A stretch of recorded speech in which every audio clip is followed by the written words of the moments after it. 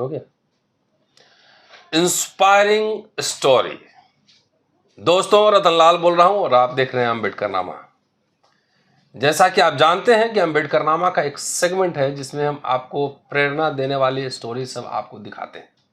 Inspiring stories. कई ऐसे व्यवसायी जो जीरो से शुरू करके मजदूरी करके करोड़पति बने, अरबपति बने, वो स्टोरीज भी हमने आपको दिखाया। आज एक और शानदार स्टोरी दिखाने वाला हूँ। वो आपको अफेक्ट कर सकता है, आपको बच्चों को अफेक्ट कर सकता है, आपके अड़ोस पड़ोस में जो बच्चे हैं उनको भी प्रभावित कर सकता है। इसलिए पूरा वीडियो देखना आपको ज़रूरी है और शेयर भी करते रहना ज़रूरी है। हमारे साथ इस एपिसोड में लुधियाना से चलकर आए हैं हरिओम जिंदल साहब। हरिओम जिंदल साहब, पहले इनके बारे में थोड़ा सा इंट्रोडक्शन दे देता हूँ। पहले एक इंटरनेशनल बिजनेस करते थे, बिजनेस फैमिली से हैं, और इनकी इच्छा हुई कि एक किताब लिखी जाए। तो एक समय इन्होंने धीरे धीरे बिजनेस छोड़ा कि 1 साल बाद कर लेंगे, लेकिन इनकी दिलचस्पी लिखने पढ़ने में बढ़ती गई। फिर इन्होंने वकालत की और इंटरनेशनल बिजनेस के अब एक्सपर्ट हैं। उनका बिजनेस जिस समय कर रहे थे काफ़ी फ्लरिशिंग बिजनेस था। उस बिजनेस को छोड़कर ये वकील बने। आज इंटरनेशनल बिजनेस के बढ़िया वकील हैं, दिल्ली मुंबई हर जगह प्रैक्टिस करने जाते हैं। लेकिन साथ साथ इनका एक ड्रीम भी था, ये बच्चों को, गरीब बच्चों को खुशहाल देखना चाहते हैं। सोचिए, अगर स्लम्स के बच्चे अंग्रेजी पढ़ रहे हो, कंप्यूटर सीख रहे हो, 5 स्टार होटल में लंच कर रहे हो, तो आप समझेंगे कि ये कुछ कल्पना टाइप का है। लेकिन ये कल्पना नहीं, हकीकत है। हरिओम साहब एक सोसाइटी चलाते हैं, society for equal dignity of children. ये देख लीजिए और आप वीडियो आप में देखते रहेंगे। और इन्होंने एक पुस्तिका निकाली है, पुस्तिका का नाम है एम्पावरमेंट थ्रू नॉलेज। इसके ऑथर खुद हरिओम जिंदल साहब हैं। प्रैक्टिस करते हैं, बेटा भी इनका लॉयर है, और फ्लरिशिंग बिजनेस छोड़कर प्रैक्टिस करना, चैरिटेबल वर्क करना, बच्चों, स्लम्स के बच्चों के बीच में जाना, पढ़ाना और वैकल्पिक शिक्षा देना। ये कोई आम ऑर्डिनरी सरकारी शिक्षा नहीं, वैकल्पिक एजुकेशन देना, ये बहुत ही शानदार बात है। इसलिए अम्बेडकरनामा की कोशिश है कि ये वीडियो ज़्यादा से ज़्यादा लोग देखें। इसके बारे में, इनके मिशन के बारे में चर्चा करने वाला हूँ और पूरा ऑल्टरनेटिव एजुकेशन किस तरह से दे रहे हैं। संक्षेप में हर वर्ड ABCD से आपने A फॉर एप्पल पढ़ा होगा, B फॉर बॉल पढ़ा होगा, लेकिन इन्होंने पूरा विकल्प तैयार किया है कि A फॉर क्या पढ़ाया जाए। तो इस पर पूरी विस्तार से इस एपिसोड में चर्चा करने वाला हूँ। स्वागत है हरिओम जी। धन्यवाद जी जी, बहुत अच्छा लगा स्वागत किया आप आए। आज आपके साथ बैठो तो मेरे को बहुत खुशी हो रही है। चलिए, सेम ईयर। और अच्छा है कि आप अम्बेडकरनामा देखा आपने। हाँ जी, मैंने देखा और मैं बड़ा ही इम्प्रेस हुआ। आपके जो एपिसोड्स हैं वो बहुत ही अच्छे सवाल खड़े करते हैं समाज के लिए और समाज के सुधार के लिए। चलिए, तो ये मिशन जरा अपने बारे में, इनिशियल इंट्रोडक्शन मैंने दे दिया है, थोड़ा सा अपने बारे में बताइए दोस्तों को। जैसे रतनलाल जी ने पहले से ही बता दिया है कि मैं व्यापार से वकालत में गया। वकालत में जाने का बहुत बड़ा कारण था समाज को समझना, क्योंकि आज का जो समाज है वो कानून आधारित समाज है। तो अगर कानून आधारित समाज है तो कानून में क्या कमी है कि अमीर अमीर बनता जा रहा है, गरीब गरीब बनता जा रहा है और हमारे समाज में असमानता बढ़ती जा रही है जी। आज हम धर्म को निर्दोष दोष नहीं दे सकते, क्योंकि जब समाज धर्म के ऊपर नहीं चल रहा, कानून के ऊपर चल रहा है, तो कानून में क्या कमी है। लीगल अथॉरिटी, लीगल पावर कानून में है। तो उस चीज़ को समझने के लिए मेरे को 43 साल की उम्र में लॉ ज्वाइन करनी पड़ी पंजाब यूनिवर्सिटी में। मैंने लॉ पढ़ी और लॉ पढ़ते पढ़ते मेरे को, जब मैं किताब लिख रहा था कि असमानता ख़त्म कैसे होगी, असमानता को समझना कैसे, सबसे पहले तो ज़रूरी था कि असमानता के कारण को समझना कि गरीब के बच्चे को आगे बढ़ने के अवसर क्यों नहीं मिलते। जब उसको आगे बढ़ने का अवसर ही नहीं मिलेगा तो बड़ा होके वो बनेगा क्या, वो एक समृद्ध समाज से बराबरी कैसे कर पाएगा, वो कर ही नहीं पाएगा। उसकी क्षमता ही नहीं हमने बिल्ड होने दी उसको, तो उसकी क्षमता, उसके टैलेंट को पहले ही मार दिया। तो मैं इस व्यवस्था को जानना चाहता था कि व्यवस्था में क्या कमी है कि एक बराबर के नागरिक को बराबर के अवसर क्यों नहीं मिलते। तो वहाँ से कानून की विद्या शुरू हुई। फिर मैं 43 साल की उम्र में आपने एडमिशन लिया। 43 साल की उम्र में 2009 में मैंने पंजाब यूनिवर्सिटी में दोबारा एडमिशन लिया। पहले भी मैंने पढ़ा था, MA इकोनॉमिक्स की थी, पर वो मेरे यंग एज की बात थी। फिर 43 साल में मैंने दोबारा लॉ पंजाब यूनिवर्सिटी में ज्वाइन करके 3 साल 2012 में पास। कितने 3 साल का 3 साल का कोर्स। वाह। 3 साल पढ़ाई की? 3 साल मैंने लगातार पढ़ाई की और बहुत ही ध्यान से पढ़ाई की, क्योंकि मेरा इंटरेस्ट डिग्री लेना नहीं था, लॉ को समझना था, उसका स्ट्रक्चर को समझना था कि स्ट्रक्चर है क्या लॉ का। तो मतलब आप करोड़ों का बिजनेस छोड़ के आप फिर स्टूडेंट बन गए? मैं बिजनेस करते करते स्टूडेंट बना। 2 साल 3 साल के पीरियड में 2 साल मैंने लॉ पढ़ते पढ़ते बिजनेस किया। और फिर जब मेरे को लगा कि जो मैं किताब लिख रहा था असमानता के ऊपर, तो बिजनेस मेरे लिए एक रुकावट बन रहा था, क्योंकि वक्त नहीं मिल रहा था। तो मेरे को लग रहा था कि मेरे लिए ये बड़ा महत्वपूर्ण विषय है, मेरे हृदय के साथ जुड़ा हुआ है। इसको पूरा करने के लिए अगर बिजनेस रुकावट बन रहा है तो उसको बंद कर दो, नहीं तो किताब कभी नहीं पूरी होगी। बिजनेस में पैसे कमाते रहेंगे, पैसे साथ नहीं जाएंगे। तो मेरे को लगा कि छोड़ दो। घर वालों ने कुछ टोका नहीं कि इतना बढ़िया बिजनेस छोड़ के आप फिर पढ़ने जा रहे हैं? रतनलाल जी, आपको एक चीज़ समझनी पड़ेगी कि आप जहाँ भी रहते हैं आपको अपनी जिम्मेदारी पूरी करनी है। आप कहाँ से पूरी करते हो वो आपके ऊपर निर्भर करता है कि कहाँ से आप पूरी करते हो। राइट। चाहे आपके बच्चे हैं, चाहे आपके माँ बाप हैं, उनकी जो एक्सपेक्टेशन है वो आपको मीट करनी पड़ेगी। मीट कर दोगे तो आपके साथ हैं, नहीं करोगे तो डिवोर्स क्यों होते हैं, परिवार क्यों टूटते हैं। तो आपको डबल जिम्मेदारी लेनी है। आप ये नहीं सोचोगे कि मैं ये काम कर रहा हूँ तो मेरे को सपोर्ट करना शुरू कर दो। वो मेरे ख्याल से थोड़ी एक्सपेक्टेशन जो है वो गलत निकल सकती हैं। कुछ लोगों को बड़ी अच्छी किस्मत हो सकती है कि लोग सपोर्ट करें, मेरे भी परिवार वाले सपोर्ट करते हैं, पर मेरे को खुद को एक एहसास था कि मेरे को अपनी पारिवारिक जिम्मेदारी पूरी करनी ही करनी है। नहीं तो ये करोड़ों का बिजनेस छोड़ के फिर स्लम्स के बच्चों के बीच जाकर ये आइडिया कैसे आया कि उनको पढ़ाना है और इनइक्वालिटी समाज में ख़त्म करना है? इसी के लिए आप किताब भी लिख रहे हैं। किताब कब आ रही है? अगले साल आ जाएगी? हाँ, अगले साल तक मेरी किताब, उसका टाइटल है रिस्टोरिंग द बैलेंस, वो आ जाएगी। रिस्टोरिंग द बैलेंस वो किताब है। जब वो किताब छप के आएगी तो किताब पे भी चर्चा करूंगा क्या इन्होंने उसमें लिखा है। उसका टाइटल है रिस्टोरिंग द बैलेंस और टैगलाइन है social, economic and political justice. जो हमारे संविधान के गोल हैं वो कैसे अचीव होने हैं, उसको प्रैक्टिकल वे उसमें डिफाइन किया गया। राइट।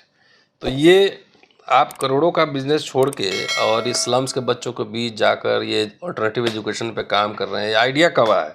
देखो, जैसे मैंने बताया कि मैं असमानता पे काम कर रहा था। असमानता के काम करने के लिए मैंने लॉ पढ़ी।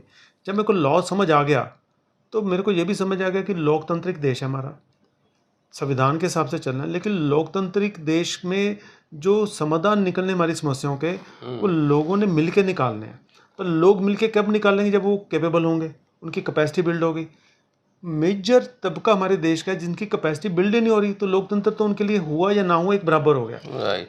तो मेरे को लगा, मैंने जब फिर अध्ययन करना शुरू किया कि जो ये गरीब परिवारों के साथ संबंधित बच्चे हैं, पिछली जातियों के साथ संबंधित बच्चे हैं, इवन के जो फॉरवर्ड कम्युनिटीज़ के बच्चे हैं जो गरीबी में झेल रहे हैं, वो ज़्यादा पढ़ नहीं पाते। उन्होंने एमए में नहीं जाना। अगर हम आंकड़ा देखें, स्कूल में इनरोलमेंट देखें, प्राइमरी में, फिर मिडिल में, फिर हायर स्कूल में, फिर कॉलेज में, तो जैसे जैसे ऊपर जाएंगे गिनती कम होती जाती है। तो जब उन्होंने एमए पे जाना ही नहीं है, तो जो सब्जेक्ट हमने एमए में समझने हैं, बीए में समझने हैं, वो तो हमें पहले पढ़ाने पड़ेंगे सोशल साइंस के। तो फिर मेरे को लगा कि इन गरीब बच्चों को जब ये बड़े हो जाते हैं, इनको अपने वोट की अहमियत नहीं पता, लोकतंत्र के बारे में नहीं पता, वोटर जरूर बन जाते हैं। इनकी वोटें से सरकार बनती है और वोटों से सब सरकार बनती है, तो इनकी जो सरकार के ऊपर अकाउंटेबिलिटी होनी चाहिए तो उसका कोई रोब नहीं है, कोई दबाव नहीं है।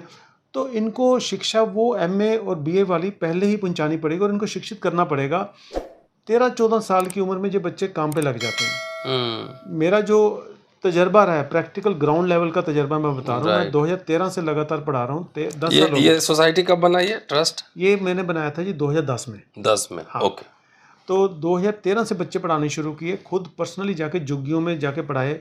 और ऐसे बच्चे जो बहुत ही बुरी हालत में थे, कबाड़ के डेर के पास रहते थे, और कई बच्चों के लिए तो कबाड़ में जीना एक जीवन था। उनकी मानसिकता बदलनी, उनके माँ बाप की मानसिकता को बदलना एक बहुत बड़ा कठिन काम था कि आप बच्चों को पढ़ाओ। तो झुग्गियों में अभी भी हर तरह के बच्चे हैं, कोई कबाड़ उठाता है, कोई दूसरे काम करता है, कोई दिहाड़ीदार मजदूर है, हर तरीके के लोग हैं, और उनका भी आपस में बहुत बड़ा विभाजन है। तो उनको ये समझाना कि शिक्षा लो और शिक्षा आपके कैसे जीवन को बदल देगी बहुत ही मुश्किल है, क्योंकि शिक्षा के माध्यम से एक जीवन तैयार होता है 20-22 साल में। तब इंसान इस लायक बनता है कि वो अपने शिक्षा के माध्यम से कमाई कर पाए जी। उससे नीचे की जितनी भी शिक्षा है वो उसको लेबर लायक ही बनाती है। तो इनको लगता है कि हम क्या करेंगे पढ़ के। तो जैसे ही 13-14 साल के होते हैं, इन्होंने बाल मजदूरी में चले जाना है, फिर बाल विवाह हो जाने हैं, फिर 18 साल के एडल्ट होने से पहले इनके बच्चे भी हो जाते हैं। तो अब इनको शिक्षा जब मिल ही नहीं सकती एमए वाली, इन्होंने लेनी ही नहीं है, तो वो शिक्षा हमें लगा कि इनको शुरू में बचपन में देनी पड़ेगी। वहाँ से कम उसको इंस्पिरेशन मिलेगा एक आगे समझने का। एक तो उसको पर हमारे देश का सिस्टम समझ आए, उसको पता चले कि मैं अगर देश का नागरिक हूँ, एज ए नागरिक मेरे राइट्स क्या हैं, मैं देश का हिस्सा कैसे हूँ, देश में लोगों की काउंटेबिलिटी क्या है। तो वो अल्फ़ाबेट्स पे आता हूँ मैं अभी, लेकिन उससे पहले मैं एक और सवाल मेरे जहन में है। 2010 से आप पढ़ा रहे हैं? 13 से 10 साल हो गए तकरीबन। 10 साल हो गए। तो 10 साल में उसमें से जो पढ़े हुए बच्चे निकले, वो क्या कर रहे हैं? उसमें से कुछ जो पुराने बच्चे होंगे, उसमें कुछ बदलाव आया, उसके सोच समझने के तरीके में बदलाव आया, वो कर क्या रहे हैं अभी? देखो, जैसे 2013 से लेकर 2023 आ गए, 10 साल का पीरियड है। जी। इस 10 साल के पीरियड में हम कुछ बच्चों को 8वीं तक लेके जा पाए हैं अभी तक। उनमें जो बदलाव है, मैंने जैसे बताया कि उनके हालात हैं जो उनको मजबूर करते हैं कि उन्होंने काम करना है, शादी करनी है, क्योंकि उनके ऊपर सोशल प्रेशर बहुत ज़्यादा है कि तेरे को लड़की को है कि लड़का नहीं मिलेगा, लड़के को है लड़की नहीं मिलेगी, क्योंकि उनके परिवार के लिए ये एक जीने का तरीका है। आप उस जीने के तरीके को कितनी भी कोशिश करोगे, बच्चे तक आप प्रभाव कर पाओगे, लेकिन बच्चे के माँ बाप के नहीं कर पाओगे, उनके रिश्तेदारों पे नहीं कर पाओगे। तो बहुत ही मुश्किल से, अगर मैंने 1000 के करीब बच्चा पढ़ाया होगा 10 सालों में, तो मुश्किल से 3-4 बच्चे ऐसे बच्चे होंगे जो 18 साल तक शादी की वेट करने को तैयार हो गए। और उनको हमने प्रोत्साहन करने के लिए कईयों को टीचर भी बनाया, पैसे भी दिए कि चलो इस बहाने उनको लगेगा हम काम पे लग गए, पैसे कमाने लग गए, तो माँ बाप को लगेगा कि इनको काम पे ये काम करने तो पढ़ाने का, उस माध्यम से पढ़ेंगे। लेकिन वो भी बड़ा ही कठिन काम है। तो इसलिए सारा एनालिसिस करने को मेरे को लगा कि जो 3 साल की उम्र है से लेकर 12 साल की उम्र, ये एक ऐसा गोल्डन पीरियड है। इस गोल्डन पीरियड में माँ बाप को होता है कि बच्चे भी छोटे हैं, पढ़ते हैं, पढ़ लें। तो उस पीरियड को हमें पूरे देश में इस्तेमाल करना पड़ेगा इन बच्चों को शिक्षित करने के लिए। और जो शिक्षा एमए की हमने अल्फ़ाबेट के थ्रू बनाई है, वो शिक्षा में हर बच्चे को बांटनी पड़ेगी, क्योंकि 12 साल तक की उम्र तक माँ बाप इंतजार कर लेते हैं काम नाम जाए बच्चे, तो तब तक हम ये शिक्षा बांट दें। जी। चलिए अब शुरू करते हैं आपके इस बुकलेट पे चर्चा। आपने एक ऑल्टरनेटिव मेथड बनाया है सीखने के लिए, और इसमें बड़े बड़े लोगों के फॉरवर्ड लिखे हुए हैं। जस्टिस टीपीएस मान, जस्टिस, हाँ, इनका लिखा हुआ है। और आपने जो वैकल्पिक जो शिक्षा बनाया है वो भी दिलचस्प है, मुझे दिलचस्प लगा। अब चलिए अब शुरू करते हैं। और आप स्क्रीन पे देखते होंगे कि ये अल्फ़ाबेट है, ABCD Z तक है, ठीक है। हाँ जी। और पहले हम लोग A फॉर एप्पल पढ़ते थे, तो एक एक वर्ड पे जाएंगे और संक्षेप में सब कुछ समझने की कोशिश करेंगे। आप समझाएं जिंदल साहब, ये किताब पकड़े हैं। देखो, जैसे आपने कहा कि फॉरवर्ड काफ़ी अच्छे लोगों ने लिखा है। एक इंसिडेंट बताता हूँ, यहाँ पे फोटो भी लगी हुई है। ये जस्टिस टीपीएस मान हाई कोर्ट के जज हैं, चंडीगढ़ में। हाँ जी, पंजाब हरियाणा हाई कोर्ट में जज हैं। और साथ में हमारे सेशन जज मिस्टर गुरबीर खड़े हैं। ये एक जुग्गी में खड़े हैं।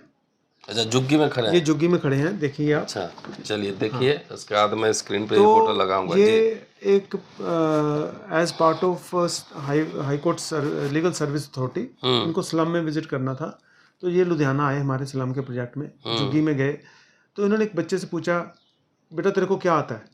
तो उस बच्चे का जो रैक पिकिंग वाला थैला था वो साथ ही था, क्योंकि जुग्गियों में बच्चे जैसे ही काम करते हैं वो कहते हैं आज पढ़ लो साथ साथ। तो उन्होंने कहा भी ABC आती है? बच्चे ने कहा आती है। कहते सुनाओ। बच्चा कहता जी A for admin, B for ballot box, C for constitution, D for democracy, E for election, F for. वो कहते बेटा रुक, तूने बोला D फॉर डेमोक्रेसी? कहता हाँ जी। कहता तेरे को पता है बेटा डेमोक्रेसी क्या होती है? बच्चा कहता हाँ जी पता है। कहते बताओ। कहता जी D फॉर डेमोक्रेसी वो होती है जिसमें E फॉर इलेक्शन होता है, उसमें V फॉर वोट डलती है, जिसको ज़्यादा वोटें मिलेंगे वो E फॉर इलेक्ट होगा, जो E फॉर इलेक्ट होगा वो G फॉर गवर्नमेंट बनाएगा, जो G फॉर गवर्नमेंट बनाएगा उसको मेरा T फॉर टैक्स का पैसा जाना गवर्नमेंट चलाने के लिए, और T फॉर टैक्स के पैसे से मेरे R फॉर राइट्स देने हैं। अगर R फॉर राइट्स नहीं मिलेंगे, आपके जैसा J फॉर जज अपॉइंट होगा, न्याय दे देना। तो उसने D फॉर डेमोक्रेसी की डेफिनेशन में पूरी व्यवस्था देश की समझा दी कि व्यवस्था है क्या। उसको पूरा संविधान तो बाद में पढ़ेगा जब बड़ा होगा, दिलचस्पी होकर पढ़ लेगा, लेकिन संविधान बेसिक बात समझ वो तो समझ गया। तो ऐसे ये बच्चे एजुकेशन ले रहे हैं। जज साहब ने क्या कहा फिर? जज साहब बहुत प्रभावित हो गए। उनकी आंखों में आंसू थे। वो कहते हरिओम मेरे देख रोंगटे खड़े हो गए। कहते मैं सोच नहीं सकता कि झुग्गी के बच्चे इतना क्लैरिटी वाली नॉलेज ले रहे हैं। तो मैंने कहा सर इसमें मेहनत लगी है। तो प्रभावित जज होकर साहब को वीडियो भेज दीजिएगा। फिर उन्होंने इस फॉरवर्ड बुक का फॉरवर्ड लिखा। उन्होंने अगर फॉरवर्ड भी पढ़ोगे इस फॉरवर्ड में कहीं कंग्रेचुलेट वर्ड नहीं है। उन्होंने अपना तजर्बा साझा किया कि मैं हैरान हूँ कि झुग्गी झोपड़ी वाले बच्चों को वो शिक्षा मिल रही है जो अच्छे स्कूल के 7वीं 8वीं के बच्चों को शायद मिल रही है। क्या बात है, क्या बात है। चलिए अब आते हैं आपके कंटेंट पे। आपने जो जल्दी जल्दी बता दिया, D for democracy and V for vote, हाँ जी, E फॉर इलेक्शन, हाँ जी, E फॉर इलेक्ट। अब समझाइए इस आपने क्यों ये पूरा डिजाइन किया। एक एक ए से शुरू देखो करते हैं। हमें ना समझना पड़ेगा कि 1947 से पहले हम गुलाम थे। तो 1947 से पहले की जो शिक्षा थी वो गुलामी की नज़र से बनाई गई थी कि लोगों को गुलाम कैसे बनाना है। तो ब्रिटिश टाइप की शिक्षा थी। 1947 में हम आज़ाद हो गए और 1946 में संविधान सभा बनी। वो संविधान सभा में चर्चा होते होते 1947 भी पार हो गया। तो 1947 से 1950 तक, बल्कि 1949 जब संविधान तैयार हो गया, कॉन्स्टिट्यूशन डे जिसको हम बोलते हैं, तो तब तक उनको गवर्नमेंट चलाने का तजर्बा भी हो गया था और देश की ज़रूरतें क्या वो भी समझ आ गई थी और गरीबों को आगे कैसे लेके जाना वो भी समझ आ गया था। तो संविधान के अंदर उन्होंने सारे वो प्रावधान कर दिए थे कि जिससे हम देश को सुधार सके, गरीबों की गरीबी खत्म कर सके और इंसान को बराबर कर दें। तो वो सारे प्रावधान थे, लेकिन प्रावधान को लोगों तक पहुंचाया नहीं 1950 के बाद। तो जो शिक्षा सबसे पहली चीज़ है कि लोगों की अगर मानसिकता बदलनी है तो शिक्षा ऐसी बनाई जाए जिससे लोग अपने मानसिकता को बदल पाएं। गुलामी की ज़िंदगी जी रहे थे, आज भी गुलामी जिए जा रहे हैं। पढ़ा लिखा बंदा भी सलूट मारी जा रहा है दूसरे को। ये कोई बराबरी का जिंदगी थोड़ा है। एक पुलिस स्टेशन में आप थाने में कंप्लेंट लिखाने जाओ, आपको ऐसा महसूस होगा जैसे आप दूसरे दर्जे के नागरिक हो। वो तो ऐसा महसूस कराएगा आपको। और फिर ये जातिवादी तो सारा जो संविधान था उसने ख़त्म कर दिया था। ये ख़त्म हो जानी चाहिए थी। आज इंसान की बात होनी चाहिए थी कि इंसान की ज़रूरतें क्या हैं और कैसे पूरी होनी चाहिए, इसलिए संविधान बना था। लेकिन वो तो फोकस ही नहीं रहा हमारा, तभी तो गरीबी है। झुग्गी झोपड़ी में लोग क्यों रह रहे हैं? क्या उनके पास संविधान के राइट्स नहीं है? तो राइट्स उनको क्यों नहीं मिले, हमें ये सवाल उठाना पड़ेगा। और उनके राइट्स खाए किसने, उसके ऊपर सवाल उठाना पड़ेगा। उनका हक का पैसा किसके खाया वो देखना पड़ेगा। तो वहाँ पर हमें चर्चा करनी पड़ेगी, हमें लोगों पे सवाल करने पड़ेंगे, प्रश्न करने पड़ेंगे, लोगों तक ये शिक्षा पहुंचानी पड़ेगी। तो इसलिए मेरे को लगा C फॉर कॉन्स्टिट्यूशन। अब कॉन्स्टिट्यूशन पढ़ना बड़ा कॉम्प्लेक्स सब्जेक्ट है। ए से शुरू करते हैं। हाँ। देखो A फॉर एडमिनिस्ट्रेशन में, अब देखो पब्लिक एडमिनिस्ट्रेशन हम कहते हैं जी, देश में थाना पुलिस एडमिनिस्ट्रेशन क्या है, सारी चाहे कंट्री की एडमिनिस्ट्रेशन प्राइम मिनिस्टर से शुरू हो जाती है और नीचे तक पियोन तक चलती है। तो आपको सारा पता कि एडमिनिस्ट्रेशन का रोल क्या। हम कहते हैं सड़क खराब है जी, बिजली का खंभा टूटा हुआ है, बरसात का पानी भर गया, हम कहते हैं जी नॉर्मल वर्ड में एडमिनिस्ट्रेशन जिम्मेदार है, प्रशासन जिम्मेदार है। प्रशासन है क्या, लोगों को कैसे पता? हम A फॉर एडमिनिस्ट्रेशन पूरा प्रशासन समझा देते हैं। अच्छा, समझा देते हैं पूरा। हाँ, अच्छा, और बड़े ही प्रैक्टिकल वे में। अब जैसे प्रशासन समझना बड़ा मुश्किल था, तो हमने क्या किया, उन्हीं के बच्चों के घर में माँ की रसोई की फ़ोटो खींची। अच्छा, ठीक है। कि माँ रसोई कैसे चलाती है, कितना राशन चाहिए, कितने लोगों के लिए खाना चाहिए, कौन कब खाएगा, राशन के लिए पैसे कहाँ आएंगे, बजटिंग कैसे होगी, तो सारा एडमिनिस्ट्रेशन है। जैसे माँ करती है घर को चलाने के लिए, ऐसे प्राइम मिनिस्टर करते हैं देश को चलाने के लिए। तो हमने उसको कंपेयर कर दिया। क्या बात है। ठीक है जी। चलिए, तो ये एडमिनिस्ट्रेशन हो गया। हाँ, इसमें फिर फंक्शनल एडमिनिस्ट्रेशन, डिस्ट्रीब्यूशन, वो सारा का सारा हमने एक्सप्लेन किया हुआ है। अच्छा, सब चार्ट बना के ना, पूरा का पूरा नक्शे से, चार्ट से। अब इसको अगर जिस बच्चे ने पढ़ लिया, फिर हमारे उसके बाद आती है बहुत इंपॉर्टेंट बात, नेचुरल रिसोर्सेज की एडमिनिस्ट्रेशन कैसे होती है और नेचुरल रिसोर्सेज का एक नागरिक, आम नागरिक से क्या संबंध है, ये भी हमें पता होना चाहिए। क्योंकि उसके साथ जो कॉर्पोरेट बड़े हो रहे हैं, अब मेरी गरीबी का फासला बढ़ता जा रहा है। जब तक इस रिलेशनशिप को हम नहीं समझेंगे तो मेरी गरीबी के फासले को हम खत्म नहीं कर पाएंगे। तो नेचुरल रिसोर्सेज का एडमिनिस्ट्रेशन कैसे होती है ये बताया गया है। उसके बाद आता है जी B फॉर बैलेट बॉक्स, क्योंकि जो भी चुनाव होना है, इलेक्शन चलना, डेमोक्रेसी है, वो बैलेट बॉक्स पे चलनी है। तो पूरे इस चैप्टर में बैलेट बॉक्स और इलेक्ट्रॉनिक वोटिंग मशीन के बारे में बताया गया ताकि बच्चों को शुरू को पता हो कि इसकी क्या अहमियत है। इसके चलते आ जाता है जी C फॉर कॉन्स्टिट्यूशन। अब कॉन्स्टिट्यूशन एक बहुत ही कम्प्लेक्स बुक है, बहुत ही बड़ा है, क्योंकि largest constitution in the world है। तो हमारे कॉन्स्टिट्यूशन की डेफिनेशन बच्चों से हम क्या सिखाते हैं कि व्हाट इज कॉन्स्टिट्यूशन। कहते हैं constitution is a document which informs about my rights and my duties and how the country India is to be administered। उसने संक्षेप में बेसिक चीजें सीख ली। अब डिटेल में जब जरूरत होगी पढ़ लेगा। ये तो पता चलेगा ना भी देश संविधान के हिसाब से चलना है, मेरे राइट्स हैं, मेरी ड्यूटीज दी हुई हैं उसमें, ये तो समझ गया। चलिए आगे। उसके बाद चलते हैं जी, फिर आ जाती है D फॉर डेमोक्रेसी। डेमोक्रेसी के बारे में मैंने पहले बताया कि वो कैसे सीखते हैं, D for democracy, E for election, वो पूरा का पूरा कंसेप्ट सीख जाते हैं। फिर आ जाती है जी ई फॉर इलेक्शन। इलेक्शन में वो सारे सीख सकते हैं जाते हैं कि इलेक्शन में कौन खड़ा होता है, उसके क्या क्वालिफिकेशन है, मेंबर पार्लियामेंट का क्या E for election, E for election, उसमें मेंबर पार्लियामेंट का क्या रोल है, वो सारा इलेक्शन के प्रोसेस के अंदर सारा सीख जाते हैं। तो उनको इलेक्शन के बारे में भी पता है, जब वोटें होंगी उनको उसकी वैल्यू पता होगी। फिर आ जाती है एफ फॉर फ्रीडम। अब फ्रीडम, लीगल फ्रीडम क्या है, जो संविधान ने हमें फ्रीडम दी है वो क्या है, वो कनेक्शन है लीगल राइट्स के साथ, वो हम उसको सिखाते हैं। चलिए, तो ये फ्रीडम और फ्रीडम जी के बाद इसके बाद G for government. Government collective power है हमारे, क्योंकि गवर्नमेंट में क्या है कि डेमोक्रेसी में जो पावर है वो कलेक्टिव है, इंडिविजुअल पावर कुछ नहीं है। तो कलेक्टिव पावर ने कलेक्टिव डिसीजन लेने हैं।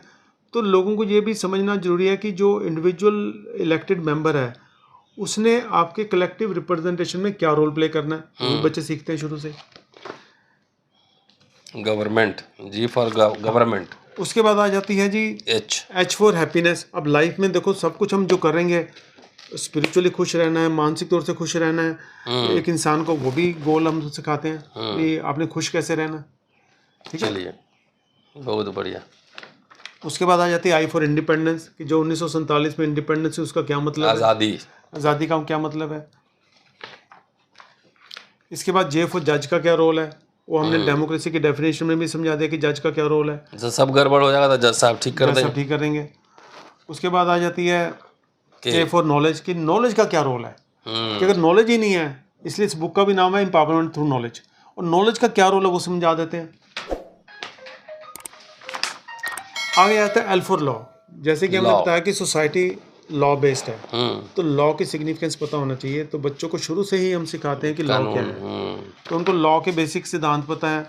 फिर लॉ में जो एग्जाम्पलें हमने दी हैं, सम एग्जाम्पल्स ऑफ लॉ, उसमें सारी मोरालिटीज़ भी हमने जोड़ी हैं लॉ के साथ। जैसे दहेज प्रथा खत्म होनी चाहिए, जातिवाद खत्म होना चाहिए, हर इंसान को इंसान समझना जाना चाहिए, पब्लिक प्रॉपर्टी को डिस्ट्रॉय नहीं करना चाहिए। वो सारी चीज़ें हैं कि जो एक इंसान को एक अच्छे नागरिक बनने के लिए जरूरी हैं, तो उसको हमने लॉ के साथ जोड़ा है। फिर इसके एम फॉर मनी, इसमें पब्लिक फाइनेंस सारा सीख जाते हैं कि एम फॉर मनी का क्या रोल है। एम फॉर मनी को टी फॉर टैक्स के साथ जोड़ा हुआ हमने। M for money and attach with tax. N for notice. अब कोई भी चीज़ होता है, कोई कोर्ट का नोटिस आता है, लोग डर जाते हैं, तो इनको शुरू से समझाओ कि नोटिस का मतलब क्या है, आपके ध्यान में बात लाना कि ये हो रहा है, डरने की कोई बात नहीं है, आप जाओ अपनी बात कहो। उसके बाद आ जाता है ओ फॉर ओपिनियन। उनको ये समझाया जाता है कि समाज में अलग अलग लोगों के अलग अलग दृष्टिकोण हैं, अलग अलग व्यूज़ हैं, तो हमने उनके साथ तालमेल कैसे करना है ताकि समाज में एक हार्मनी बनी रहे। पी फॉर पावर में हम समझाते हैं कि लीगल पावर क्या है, लीगल अथॉरिटी क्या है, और उसको कैसे समझना और उसके अंदर अपना रोल कैसे अदा करना है। उसके लिए हम ड्यूटी और राइट्स का कॉन्सेप्ट इसके साथ जोड़ देते हैं कि राइट्स और ड्यूटी क्या है। तो लीगल पावर कौन कितने इस्तेमाल कर सकता है, क्योंकि उसके भी राइट्स और ड्यूटीज़ हैं। ठीक है। फिर क्यों फॉर क्वेश्चन। क्यों फॉर क्वेश्चन में उनको बताया कि क्वेश्चनिंग क्यों इंपॉर्टेंट है। आपको कोई चीज़ नहीं समझ आती, क्वेश्चनिंग करनी है, और क्वेश्चन के माध्यम से आपकी क्लैरिफिकेशन होती है। तो आपको शुरू से वो माइंड डेवलप करना पूछना चाहिए। हाँ, इस तरीके से आर फॉर राइट्स आ जाते हैं। ये कॉन्स्टिट्यूशन के साथ भी जुड़े हुए हैं, गवर्नमेंट के साथ भी जुड़े हुए हैं, और टी फॉर टैक्स के साथ भी जुड़े हुए हैं कि जो पैसा है उसका इस्तेमाल क्या है, ये लोगों के लिए है, हर नागरिक को सुविधा प्रदान करने के लिए टी फॉर टैक्स का पैसा है। लेकिन वो गवर्नमेंट क्यों पब्लिक वेलफेयर स्कीम चलाती है, क्योंकि आपके राइट्स हैं, ये आपके ऊपर एहसान नहीं है। तो ये आपको समझना है बच्चों को शुरू से ही। 5 किलो अनाज एहसान नहीं है। ठीक है। अब इसके अंदर हमारे ये एक ऐसे छोटे छोटे पोस्टर भी बने हुए मैसेज देने के लिए कि अगर हक नहीं मिलेंगे तो रेवोल्यूशन क्रिएट हो जाएगी, हमें हक मिलना ही चाहिए। छोटे छोटे पोस्टर्स भी लगे हुए हैं किताब के अंदर। फिर एज फॉर सोशल। अब समाज में हम एक जुड़ के कैसे रहेंगे, सोशल सर्विस का क्या रोल है, कैसे हमने सोशल सर्विस करनी, कौन से मुद्दों पे सोशल सर्विस करनी ताकि समाज में त्रुटियां दूर हो पाएं। इसको नॉलेज के साथ जोड़ा है, कॉन्स्टिट्यूशन के साथ जोड़ा है, ड्यूटी एंड राइट के साथ जोड़ा है, क्योंकि ये सारी कनेक्टेड है। इसके बाद आ गया टी फॉर टैक्स। अब T for tax, M for money जैसे मैंने बोला था उसके साथ भी जुड़ा हुआ है। ये हमारे C फॉर कॉन्स्टिट्यूशन के साथ भी जुड़ा हुआ है, D फॉर डेमोक्रेसी के साथ भी जुड़ा हुआ है, G फॉर गवर्नमेंट की रिस्पॉन्सिबिलिटी के साथ भी जुड़ा हुआ है। तो ये सारा T फॉर टैक्स उसके साथ जुड़ा हुआ, ताकि बच्चों को पता चले कि गवर्नमेंट की किसी भी स्कीम का कोई एहसान नहीं है, क्योंकि उन्होंने कॉन्स्टिट्यूशन के हिसाब से स्कीमें बनानी है, और कॉन्स्टिट्यूशन के अंदर जो ऑब्लिगेशन है उसी के लिए मेंबर पार्लियामेंट चुने जाते हैं, उसी के लिए MLA चुने जाते हैं, और उनकी जो दायित्व है, उनकी जो जिम्मेदारी है, उसकी नॉलेज बच्चों को शुरू से हो, ताकि बच्चे या बड़े लोग उनके ऊपर अपने जो उनके दायित्व हैं उसका डिमांड कर सके, उनकी अकाउंटेबिलिटी फिक्स कर सकें। T for tax. अब आ जाता है U फॉर यूनिक। अब देखो, भगवान ने 800 करोड़ बंदे बनाए हैं, 2 बंदे एक जैसे नहीं हैं। हर बच्चे को एक ऐसा टैलेंट दिया, क्योंकि बच्चा यूनिक है, 2 जब शक्लें नहीं मिलती, 2 अक्लें नहीं मिलती, तो लेकिन वो जो डिस्टिंक्शन है उसमें यूनिकनेस है, एक यूनिक नेचर है। वो यूनिक नेचर को एक मौका मिलना चाहिए यूनिकनेस दिखाने का। तो हमें अपॉर्चुनिटीज इस तरीके से क्रिएट करनी है, एक माइंड को बांध के सबको गधे नहीं बनाना, सबको घोड़े नहीं बनाना, सबको उसके नेचुरल टैलेंट के हिसाब से हमें अपॉर्चुनिटी देना है, ताकि उसकी यूनिक टैलेंट जो है वो डेवलप होए। यूनिक टैलेंट डेवलप होगा, उससे बच्चे का भी विकास होगा। बच्चे के विकास के साथ साथ उस बच्चे के थ्रू या उस नागरिक के थ्रू जो चीज़ें डेवलप होंगी उसका पूरे समाज को फायदा होगा। राइट। ठीक है। इस तरीके से V फॉर वोट। अब V फॉर वोट फिर अगेन डेमोक्रेसी से जुड़ा हुआ है, कॉन्स्टिट्यूशन से जुड़ा हुआ है, इलेक्शन से जुड़ा हुआ है। तो ये सारे जो वर्ड आप देखोगे, ये चैप्टर इंटरकनेक्टेड है।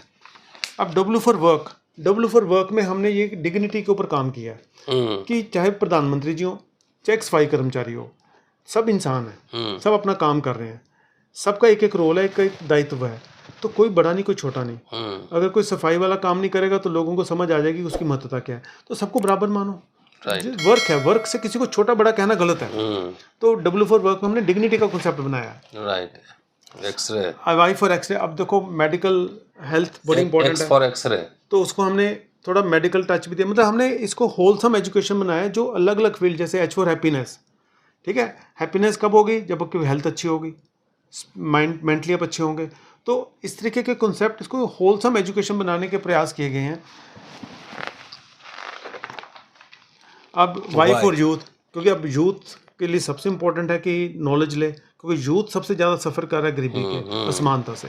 तो यूथ को बताया कि भी तुम्हारे अंदर बहुत एनर्जी है, तुम्हारी बहुत वैल्यू है। सारे राजनीतिक दल बोलते हैं कि India has the youngest population of the world, लेकिन उसका ख्याल तो करो। ख्याल नहीं किया, निगलेक्ट किया, फिर आपका तो साधन खराब हो गया। ठीक है। Z for zeal. अब अगर अच्छी नॉलेज होगी, इनको बताते हैं, आपके अंदर जोश होगा, आप कुछ करने लायक बनोगे। तो इसलिए बुजुर्ग लेडियाँ भी पढ़ रही हैं इस पिक्चर में, है ना। तो इस तरीके से सारे के सारे अल्फ़ाबेट बहुत ही मीनिंगफुल हैं, इंटरकनेक्टेड हैं। आप जो है ना, एक तरीके से इस बुकलेट में political science, public administration, constitution, finance, sociology, history सब आपने पढ़ा दिया। हाँ, जो रेलिवेंट कॉन्सेप्ट, ये तो सब मिनिमम मिलने ही चाहिए। उसके बाद जिसको कॉन्सेप्चुअल क्लैरिटी हो गया शुरू में ही कि हमको टैक्स का क्या मतलब है। Yes, right.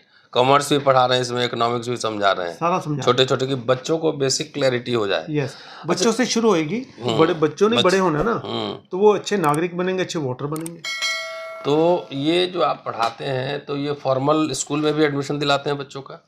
हमारे ये जो बच्चे हैं झुग्गी झोंपड़ी वाले, ये फॉर्मल स्कूल में किसी भी हालत में जाने को तैयार नहीं थे। फिर हमने नेशनल ओपन स्कूल में इनका एडमिशन करवाया। अच्छा, करवा दिया। हाँ, तो हम इनकी जो 3rd पास कराते हैं, फिर 5th कराते हैं, फिर 8th कराते हैं। तो हम इनको पढ़ाई नेशनल ओपन स्कूल का सिलेबस मंगवा के, इनको तैयारी करवा के, एडमिशन का खर्चा भी मैं ही भरता हूँ, सब कुछ मैं भरता हूँ। इनको स्कूल लेके जाने का खर्चा भी मैं भरता हूँ। इनको एडमिशन सेंटर में हर रोज लेके जाने का खर्चा मैं भरता हूँ। उसके लिए जो ट्रांसपोर्ट चाहिए वो भी अरेंज करता हूँ। इनको स्लम से या इनके घरों से ले आके एग्ज़ाम दिलवा के फिर इनको सर्टिफिकेट वहाँ से दिलवाते हैं। तो ये जो आपने ट्रस्ट चलाया है, ये कोई डोनेशन नहीं लेते हैं, अपने पैसे से चलाते हैं? हाँ, इसमें डोनेशन हम नहीं लेते किसी से, और ना ही हमें लेनी है। हमें बस ये है कि बिल्कुल मेरे बहुत करीबी दोस्त जो मेरे को अच्छी तरह से जानते हैं, वो 1-2 कंट्रीब्यूट करते हैं। उनको मैं मना ही नहीं कर सकता, क्योंकि उनका भी मेरे पे ट्रस्ट है, मेरा उन पे है कि उनको इसकी महत्वता पता है कि इसमें जो कुर्बानी है, जो सेक्रीफाइस है, उसकी कीमत लगाना लोगों के लिए बहुत मुश्किल है। इस शिक्षा को डेवलप करने के लिए मैंने क्या किया, कितने प्रयास किए, कितनी ज़मीनी हरकतें, ज़मीनी लेवल पे काम किया, समझा समाज को क्या है, ज़रूरत क्या है समाज की। तो ये चीज़ें जो लोग हैं, कई उनको नहीं समझ, उनको पता है 1000 रुपये दे दिया, पता नहीं क्या हो गया, बहुत बड़ा दे दिया। जो सेक्रीफाइस इन्वॉल्व है मेरा वो बहुत बड़ा है। तो मेरे को लगता है कि जो इसकी वैल्यू समझे उसी को जोड़ो, अदरवाइज आपका प्रोजेक्ट खराब हो जाएगा। चलिए, बहुत शानदार, बहुत बढ़िया काम कर रहे हैं। जब बच्चों को सारा खर्चा आप उठाते हैं, एडमिशन, पढ़ने लिखने का जो भी खर्चा है, हाँ जी। 5 स्टार होटल में लेके गए तो बच्चों की क्या क्या रिएक्शन था?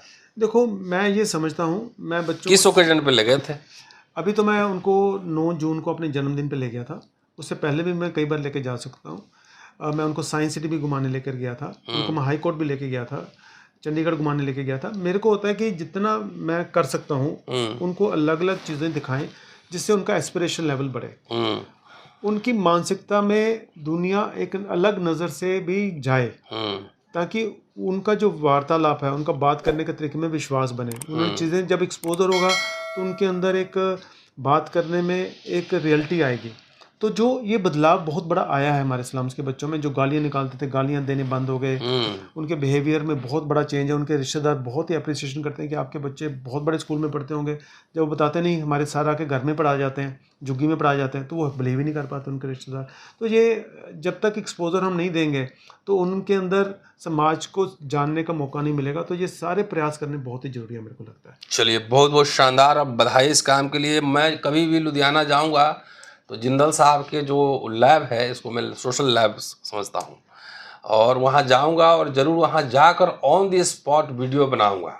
आप कभी लुधियाना जाएं तो ज़रूर जिंदल साहब के जो है ना एक्सपेरिमेंट जहाँ पे बच्चों के साथ करते हैं, झुग्गी बच्चों के साथ, वहाँ पे ज़रूर जाकर देखें और हमें बताएं। हम जब जाएंगे ज़रूर वहाँ पहुँचेंगे। शुक्रिया आपका, बहुत बहुत धन्यवाद।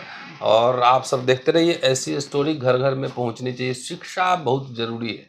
शिक्षा सिर्फ रटने के लिए नहीं, समझने के लिए, ज्ञान के लिए। रतनलाल जी, मेरा एक सवाल है आपसे। जी। अब हमने चर्चा कर ली, आपको मैंने बताया मैं क्या करता हूँ। आप बताओ देश को बदलने का इसके अलावा कोई विकल्प है तो आप बताओ। नहीं तो वो तो लगातार जब तक शिक्षा नहीं पहुंचेगी, अम्बेडकरनामा की कोशिश से, इसी मिशन से ये शुरू ही हुआ था कि लेट एजुकेट पीपल। पर एजुकेशन भी दो तरह की होती है। एक चोर भी अपने शिष्य को चोरी की शिक्षा देता है, वो भी शिक्षा है। शिक्षा कौन सी चाहिए थी हमें 1947 के बाद, 1950 के बाद? उस पॉइंट ऑफ व्यू से इस शिक्षा की महत्वता बताओ कि क्या है। नहीं, वो आप ठीक कह रहे हैं, और शिक्षा के डिफरेंट लेवल्स होते हैं। हम जो शिक्षा दे रहे हैं वो हमारे दर्शक, हमारे देखने वाले दोस्त बताएंगे, लेकिन आपने एक बहुत शानदार काम किया है और इतना कॉन्सेप्चुअल क्लैरिटी 26 वर्ड में आपने करा दिया है कि वो बच्चे जब बड़े होंगे तो उनको समझ में आ गया एडमिनिस्ट्रेशन मतलब थाना, पुलिस, डीएम और किससे कैसे बात करना, ये बड़ी बात है। तो इसलिए एक वैकल्पिक शिक्षा की इस देश में ज़रूरत ही है, सिर्फ रटने रटाने नौकरी पाने की शिक्षा नहीं, और बेहतरीन शिक्षा, तो मुक्ति की शिक्षा। तो मेरे को ये लगता है कि किसी ना किसी तरीके से अगर हमने ये शिक्षा बच्चों में बांट दी, मिलजुल के प्रयास करने पड़ेंगे। एक आदमी एक मॉडल क्रिएट कर सकता है, थोड़ा फैला सकता है, पर जब तक समाज नहीं जुड़ेगा ये शिक्षा लोगों तक नहीं पहुंचेगी। और अगर हम पहुंचाएंगे तो एक बेस और कैपेसिटी बिल्ड हो जाएगी हमारे देश में, देश को बदलने की। एकदम। और कोई आप में से कोई अगर इस तरह का काम करना चाहे तो ये मॉडल लीजिए, इनका मॉडल लीजिए और अपने शहर में इसको रेप्लिकेट कर दीजिए, उसी तरह की एक व्यवस्था तैयार कीजिए। शुक्रिया, देखते रहिए अम्बेडकरनामा। जल्दी मिलता हूँ किसी और इंस्पायरिंग स्टोरी के साथ, और शेयर जरूर करिए और लोगों को दिखाइए भी। शुक्रिया, थैंक यू।